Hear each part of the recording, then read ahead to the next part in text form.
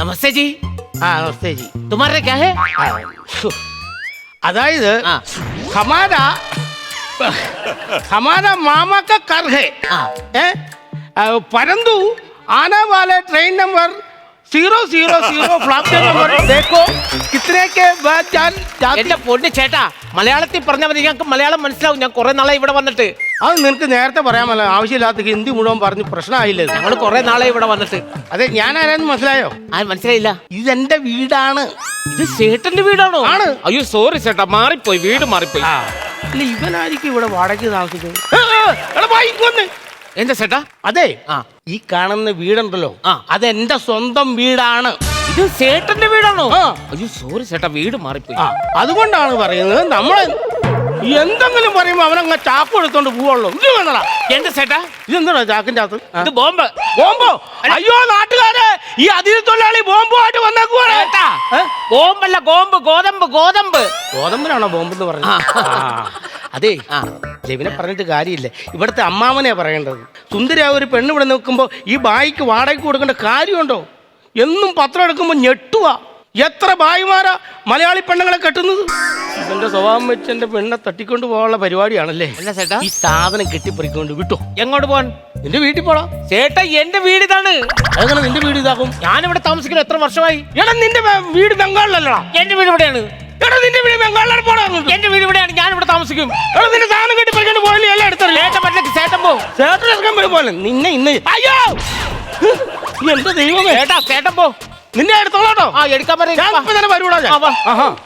अरे छोटू आएगा?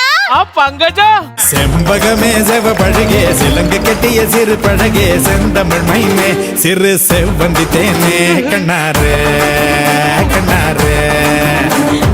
உனக்கு கம்மலி டணிங்கோருங்கடி தடக்கிலுக்கண நடக்கடி பொண்ணு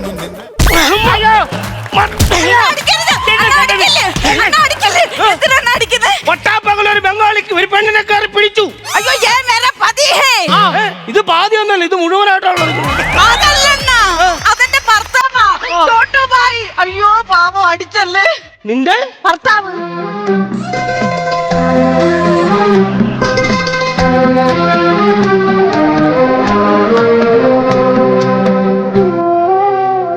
എന്ത് കണ്ടിട്ടാടി ഇവരെ കിട്ടിയത്?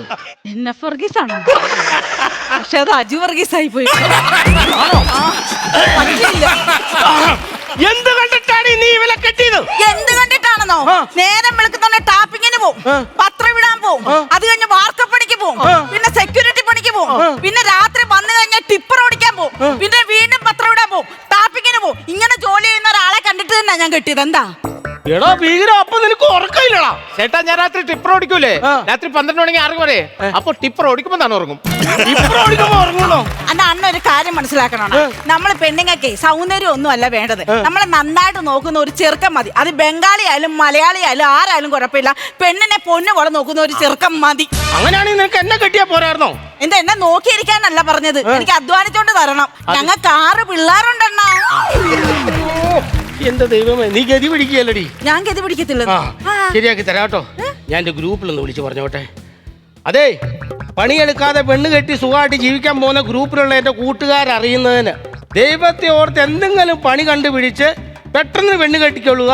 അല്ലെങ്കിൽ മഷിയിട്ടേക്കാളും ഒരു പെണ്ണിനെ പോലെ നിങ്ങൾക്ക് കിട്ടത്തില്ല. ഇതെല്ലാ ഗ്രൂപ്പിലേക്ക് മാക്സിമം ഷെയർ ചെയ്ത് തരും. ഓക്കെ, നിന്നെ ഞാൻ ശരിയാക്കി തരാടാ. അയ്യോ, ഈ ഭ്രാന്തൻ എന്നെ ചാക്കിലെറിഞ്ഞ് കൊല്ലാൻ പോണേ. വീട്ടിലെ വിളക്ക് എല്ലാ ദിവസവും രാത്രി 8:30 ഫ്ലവേഴ്സിൽ. മഹാലക്ഷ്മി എല്ലാ ദിവസവും രാത്രി 9 മണിക്ക് ഫ്ലവേഴ്സിൽ.